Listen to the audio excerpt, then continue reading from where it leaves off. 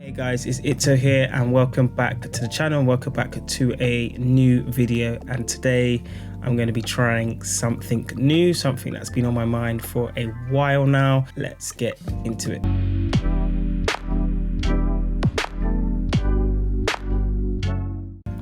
So this new type of video that I wanted to bring towards you guys is literally just a breakdown, a casual let's talk about the photos that I take or make, because I don't like to say the word take, I really like to say make, because I make the photos, I make the stories that I go out and film and shoot. So I wanted to kind of bring a casual let's talk feel breakdown of the photos that I take. This particular video is going to be on the street photos that I have taken in my previous video, and I will link it either here or here to that latest video. If you haven't seen it already, go watch it, it's a good one.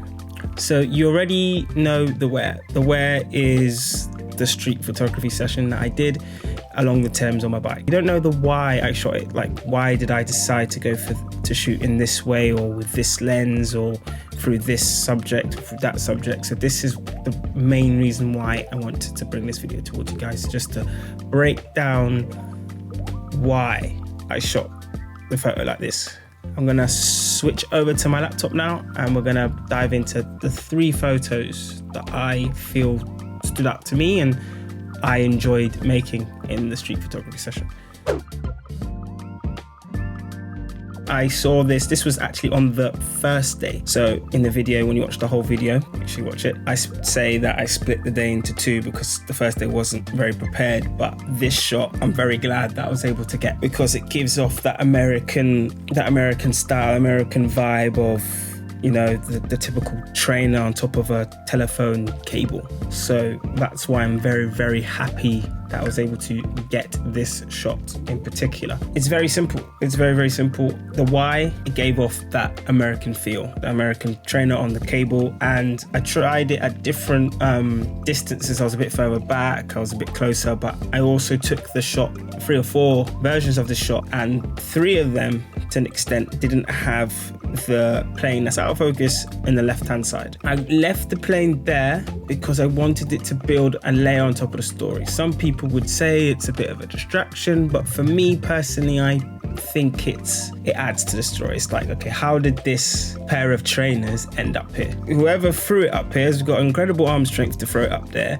or they've got great body control and body strength to be able to climb the structure and hook it on there and then climb back down. But having that plane on the left hand side just gives that outrageous, what did he say? That outrageous story of someone throwing those pair of trainers and it perfectly landing on this hook. It doesn't have to be that complex, it could just be so simple, but it's just how you want to take it. I decided to put the subject in the middle and have another layer that, again, some people might think it's a distraction, on the left, just to create that story. So if you've seen a lot of my photography, you would know that I love to shoot through things. It's one of my favorite things to do. It just adds, like again in the last photo, layers. I love to add layers, or as much layers as possible and as relevant, not just adding layers for the sake of it. It has to kind of make sense of what I want to achieve, what story I want to create. So having just this simple shooting through the fencing of the train bridge and having the subject in the middle, really good. I'm really happy with how it came out. 2 things I would say I would have liked to done better, maybe taking a step back and you can see the full view of the fencing, the full shape of it. It really engulfs the size of, okay, we're framing this subject nicely within the frame. You can see the nice shape that the part of the fencing is giving you. Maybe having the subject little, where my cursor is, just there. I think just there gives it that center flow, but that leading line coming from the river, if you would like to call it a leading line, because it does focus your eyes into this and the framing does focusing. So using 2 separate composition techniques, shooting through subjects and having that leading line focusing your eyes into this center of the frame helps. And it's a very simple story. It's a very simple, effective shot that I wanted to just create. I saw it straight away and I knew that, okay, from the previous shots of riding along the Thames here before getting to the bridge, I know people were canoeing. There were some people canoeing here, and there's a canoeing rack literally to the left-hand side. It just made sense to, okay, I'm here before this person was ready to dock their boat onto that canoeing station. And I took about 3 or 4 shots, and they were here at first, then got closer and closer. So I just waited until they get here. And patience is very, very key in street photography. It's one of the biggest things that you need to have. It's patience. So here in this case, I didn't have to wait too long. The person was there within the next minute or so. Sometimes you're going to be waiting there maybe for like 20, 25 minutes. And then you have to make a decision on whether you're going to stay there because you really want to grab your shot and that shot really tells the story you want to create, or you're just going to have to say, you know what, I'm going to try again another day. I'm going to go on. I don't want to miss out on potential other stories I could be creating, other photos I could be bringing to my audience. That's it. That is literally this second photo in a nutshell. Not too complex. Again, it's just very simple. When you see the video, you're going to see that I did try to get the plane framed up in a different part of the train bridge. So the plane was going to be framed not in this particular triangle of the train bridge, but in a part of it that was a little bit smaller. You can see the full rectangular shape this train bridge was giving. Unfortunately, I missed it, but I was able to get it here. I would have liked, again, just for this to be here, the subject to be here, just in there, and possibly I couldn't step back too far, so maybe lying on the floor, because the clothes I'm wearing, they're just my runaround clothes, so it's not a problem if they get dirty. So potentially lying on the floor, just so I can get the full triangle of this shape here. But again, I really like this photo because we know that a plane is 10 times as big as this little framing shape here.